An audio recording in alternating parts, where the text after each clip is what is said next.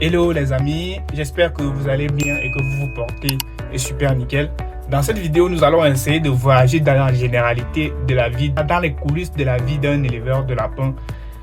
Et honnêtement, dans cette vidéo, nous allons aborder énormément de thématiques assez essentielles et particulières pour chacune d'elles, dans laquelle je vais vous examiner dans ma ferme, dans la recherche d'aliments. Je vais vous expliquer un certain nombre de principes tout à fait important lorsque vous décidez de vous lancer dans l'élevage de lapins et certaines normes, certaines règles que vous devriez absolument connaître pour réussir à gérer cette activité. Alors mes amis, à cet effet, on se retrouve tout de suite.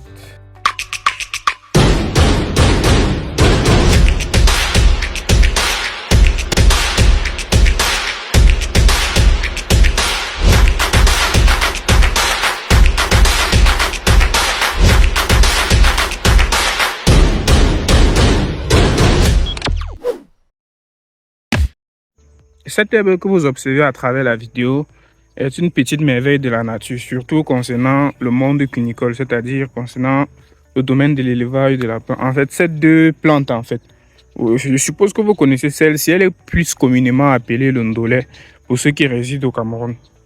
Et je crois que son nom scientifique, c'est le Vernonia. Voilà, le Vernonia.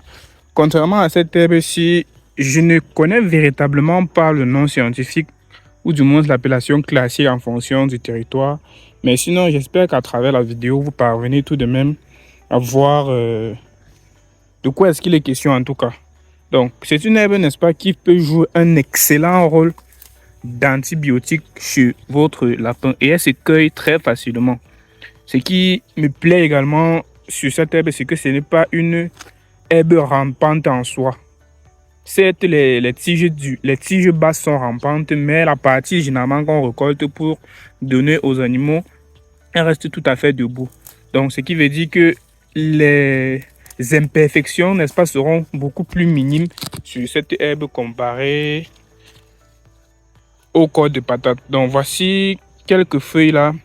Cette herbe joue un rôle d'antibiotique assez majeur pour votre élevage de lapins.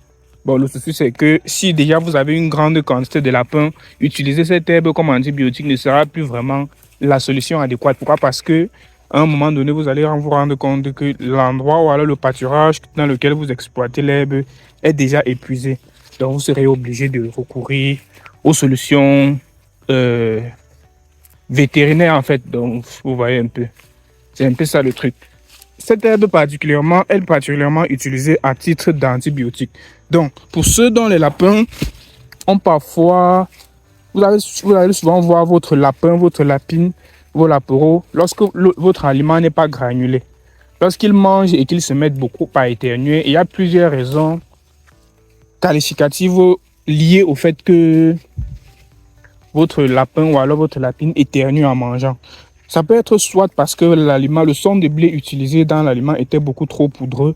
D'ailleurs, j'avais fait une vidéo dans laquelle je vous avais expliqué cette notion de poudre dans le son de blé. Et je vous avais donné les alternatives à prendre en compte dans ce cas. Je vous avais également expliqué, lorsque l'aliment est trop poudreux, il est susceptible de donner au lapin ce qu'on appelle une toux légère en fait. Et si ça s'aggrave, ça peut donner une myxomatose. Voilà.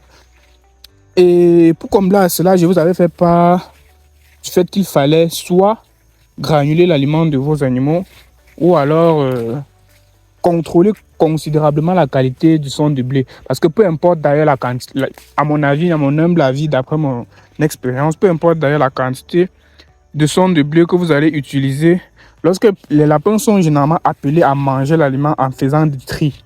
Donc ils vont manger en faisant le tri généralement. Et à la fin, ce qui reste, c'est souvent la poudre. Donc, vous voyez que le meilleur moyen, c'est la granulation. Cette herbe, alors, peut venir vous aider à résoudre les problèmes liés à la toux que rencontrent généralement les lapins en mangeant cet aliment beaucoup trop poudreux. Vous voyez, cet aliment. Tout à l'heure, je vais les servir au sujet, puis vous allez constater comment ils en raffolent. Ils en raffolent. Vous savez, chers amis, l'un des problèmes que j'ai particulièrement avec en fait, c'est pas juste mon problème, c'est le problème de tout le monde d'ailleurs, je suppose. C'est que vous allez voir les produits chimiques, en fait, les médicaments chimiques Dans un médicament chimique, autant pour moi, le principe actif qui permet en réalité de guérir l'animal ou le sujet ne représente même pas 20% du médicament. Et la question à se poser maintenant est celle de savoir où est-ce que le reste de médicaments qui en réalité ne jouent aucun rôle va aller en fait. Donc où est-ce que ça va se loger? Quelle sera l'incidence de cela dans le corps du lapin? Alors c'est pour ça qu'on vous demande de donner extrêmement... C'est pour ça qu'on vous dit les lapins ne doivent jamais manquer d'eau, de boisson. Donc ils ne doivent jamais manquer une eau pour se déshydrater. Pourquoi? Parce que cette eau va permettre d'éliminer donc ces déchets qui sont présents dans les médicaments que nous leur donnons au quotidien et dont la grande majorité de cette partie de médicaments ne sert absolument à rien. Vous voyez? Donc, c'est comment dirais-je, c'est très important pour une personne qui dit se lancer dans l'élevage de lapins. Heureusement, avec la modernisation, il y a des systèmes qui permettent d'avoir de l'eau à portée des animaux 24 heures sur 24, 7 jours sur 7, sans interruption. À moins que vous ne soyez un gros paresseux qui est incapable de recharger le réservoir. Donc, c'est un peu ça. Dans un médicament, généralement, un médicament est fait, si on veut être un peu plus explicite, on pourrait dire qu'il est fait à 85% de déchets et à 15% de médicaments proprement dit. En fait, pas de médicaments proprement dit, de principe actif. C'est ce principe actif donc, qui est donc responsable de la guérison chez l'être humain ou bien chez l'animal qui consomme le médicament.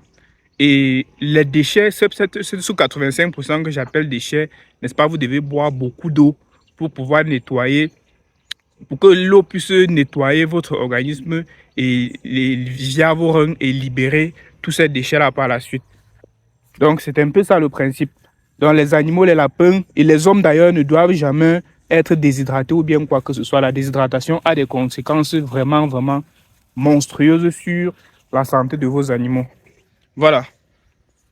On continue notre périple. Là, vous voyez, voilà la quantité que j'ai pu déjà emmagasiner jusqu'à présent. Nous allons le servir cela au lapin tout de suite quand je vais arriver à la ferme là. Voilà l'herbe en question. Après avoir nettoyé, nous allons la laisser sécher pendant un petit moment. Comme vous pouvez le constater, il y a les dernières gouttelettes d'eau qui sortent encore dessus. Vous voyez. Je ne sais pas si vous réussissez à percevoir les voilà. Donc, ce qu'on va faire, c'est qu'on va laisser l'herbe sécher pendant en moyenne 1 à 2 heures de temps. Et puis, on va revenir servir cela au sujet quand elle sera complètement sèche. Et je vais vous expliquer un certain nombre de principes par rapport à cela. Bon, je pense que l'aliment qu'on a séché tout à l'heure est déjà, qu'on a déposé, l'eau a déjà toute sointée dessus. Alors, je pense, maintenant, nous allons aller servir cela aux animaux. Voilà, nous y sommes. Et on va, n'est-ce pas, donner un peu d'herbe à nos sujets. Voilà, ils envoient déjà les têtes à l'extérieur des loges, quoi. Il y a même certaines de ces femelles qui sont gestantes. Donc, voilà. Parlant même d'ailleurs de l'hydratation dont je vous ai parlé au départ de la vidéo, voici d'ailleurs la pièce maîtresse qui permet à nos sujets de s'abreuver continuellement, vous voyez. C'est un système assez basique et simple d'utilisation pour ces animaux aux grandes oreilles. À partir du moment où le lapin viendra toucher tout simplement ce bout de fer que vous voyez, l'eau va jaillir et puis l'animal va s'abreuver. Voilà ma préférée pour le moment dans ce nouveau clôture. Là voici. Il y a aussi cette poule là qui ne fait que créer du désordre. Donc voilà en fait la chose. Celle-ci est d'ailleurs gestante, je crois celle-ci aussi. Elles ont été accouplées par cet hybride géant des Flandres que vous voyez. Donc nous allons essayer de leur donner un peu d'air.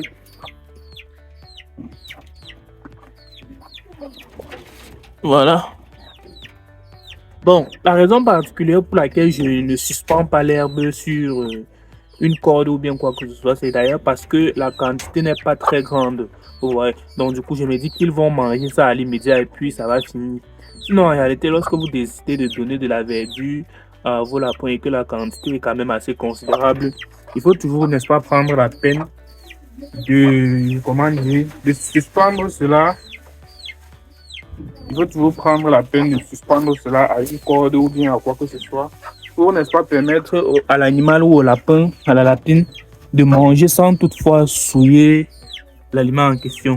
Donc, pour lui permettre de manger sans souiller l'aliment, c'est-à-dire sans pour autant trop marcher dessus, sans pour autant trop uriner dessus et tout ce qui va avec. Parce que je connais ces éléments.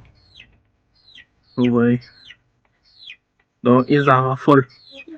Après que toute l'eau a séché dessus après le nettoyage, nous servons dans l'aliment à nos amis aux grandes oreilles afin qu'ils en consomment. Vous voyez quoi.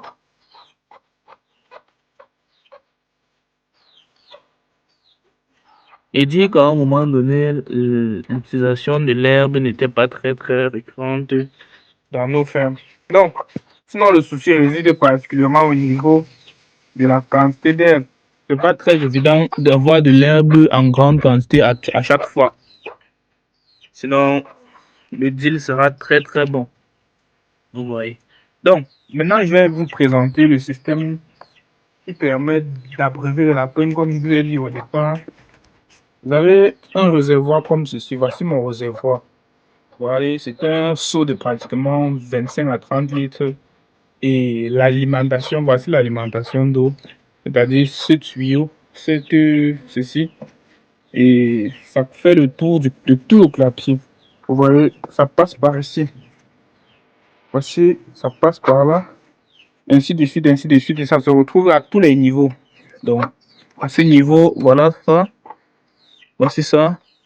C'est également le cas pour ce dernier niveau. Donc, ça permet de faire la distribution d'eau de façon uniformisée.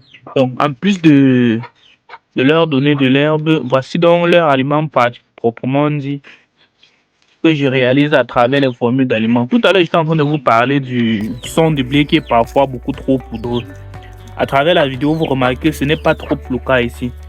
Donc, comme cela l'exige, ils ont besoin de leur aliment pour être bien revitalisés et bien gros en fait. Vu que l'herbe en réalité est beaucoup plus riche en fibres autant pour moi.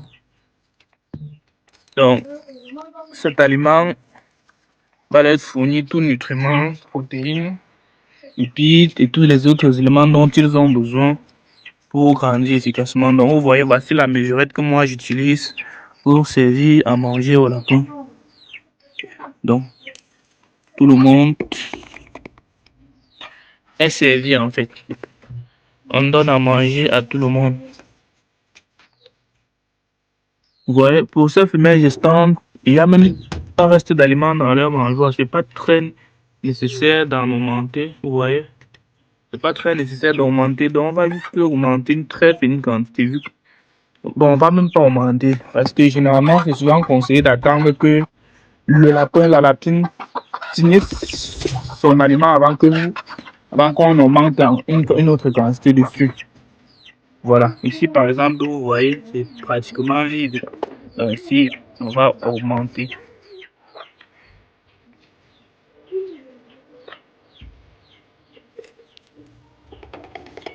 Voilà.